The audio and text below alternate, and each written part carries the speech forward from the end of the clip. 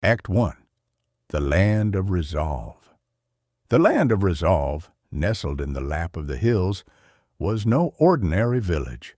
While the surrounding regions were suffering from drought and famine, the residents of Baithal had forced even nature to bow before their collective willpower. Every child in the village knew only one mantra: hard work is God. They had carved streams of water out of rocks and draped barren land in a blanket of greenery.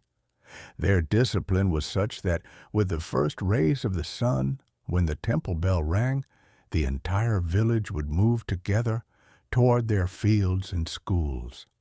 Act 2. The Shadow of Timirasur. But one evening, an eclipse fell upon the peace of Baithal. Dark clouds gathered in the sky, and the earth began to tremble. From behind the hills emerged Timirasur, a demon who symbolized hatred and destruction. The thunder of his footsteps shook the village's solid walls. The brave villagers of Baithal, who had never feared even the greatest crises, were terrified at the sight of his dreadful form. Timirasur roared, "Wherever there is light and progress, I shall bring destruction." Act 3. The Divine Intervention. Just as the villagers were about to raise weapons for their defense, a calm figure appeared at the edge of the village. Torn white garments, a divine radiance upon his face, and eyes as deep as the ocean. It was Jesus. The moment Timirasur lifted his massive mace to strike, Jesus gently closed his eyes. No battle took place. No roar echoed. Instead, a golden and soothing light burst forth from within him, gradually calming the flames of anger inside Timirasur. Fearlessly, Jesus walked closer to the demon. He placed his gentle hand upon the creature's rough and burning hand. The demon was startled. For the first time in centuries, he felt coolness instead of pain in someone's touch. In a soft voice, Jesus said, "Child, destruction is not your true nature, it is your suffering. You have seen only darkness, and that is why you fear the light. But look, you too are a creation of the same divine Father who created these beautiful flowers." Act 4.